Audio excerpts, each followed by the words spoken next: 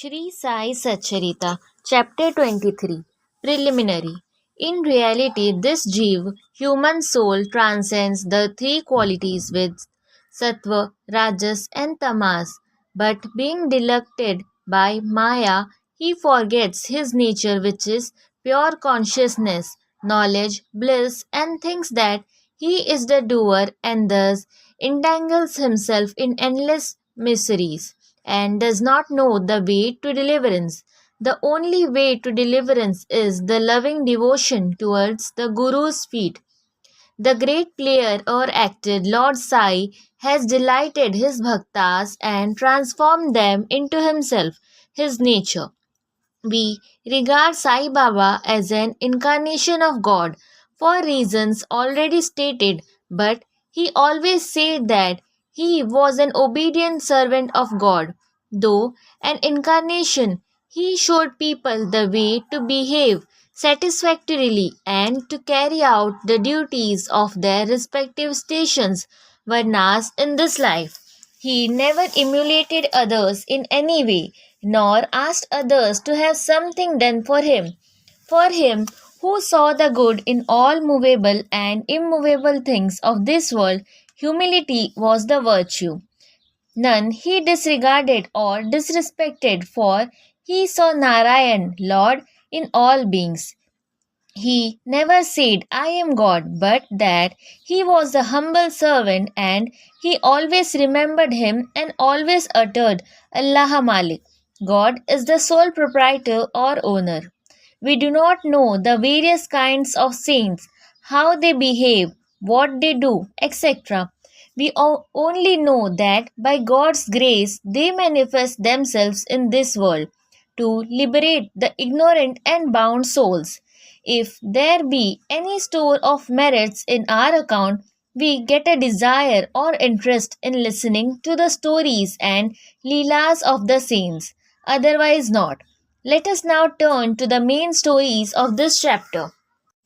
Yoga and onion. Once it so happened that a sadhak of yoga came to Shirdi with Nana Sahib Chandorkar. He had studied all works on yoga, including the Yoga Sutras of Patanjali, but had no practical experience. He could not concentrate his mind and attain samadhi even for a short time. He thought that if Sai Baba will be pleased with him, he will show him the way to attain samadhi for a longer time.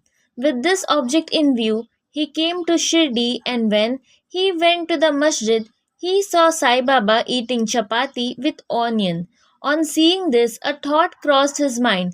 How can this man eating stale bread with raw onion solve my difficulties and help me?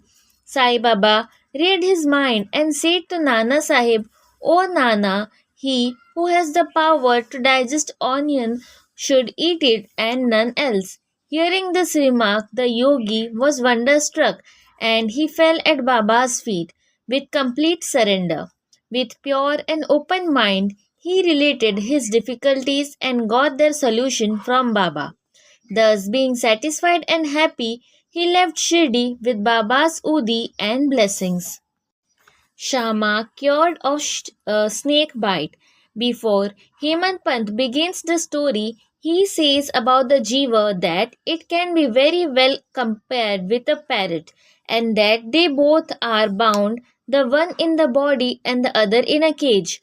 Both think that their present bound state is good for them. It is only when a helper, that is Guru, comes and by God's grace opens their eyes and liberates them from their bondage, that their eyes are opened to a greater and larger life, compared to which their former bound and limited life is nothing. In the last chapter, it was shown how Baba anticipated the calamity that was to befall on Mr. Mirikar and rescued him from it. Now let the readers hear a story more interesting than this. Once Shama was bitten by a poisonous snake. His little finger was bitten and the poison began to spread in the body. The pain was also severe, and Shama thought that he would pass away soon. His friends wanted to take him to the god Vithoba, where such cases were often sent, but Shama ran to the masjid to his Vithoba, Sai Baba. When Baba saw him, he began to scold and abuse. He got enraged and said, "Oh, vile Bhatturya, priest, do not climb up. Beware if you do so," and then roared, "Go, get away, come down." Seeing Baba thus red with wrath, Shama was greatly puzzled and disappointed. He thought that the masjid was his home and Sai Baba his sole refuge. But if he was driven away like this, where should he go? He lost all hopes of life and kept silent. After a while, when Baba became normal and calm, Shama went up and sat near him. Then Baba said to him, "Don't be afraid, don't care a jot, a small amount. The merciful fakir will save you. Go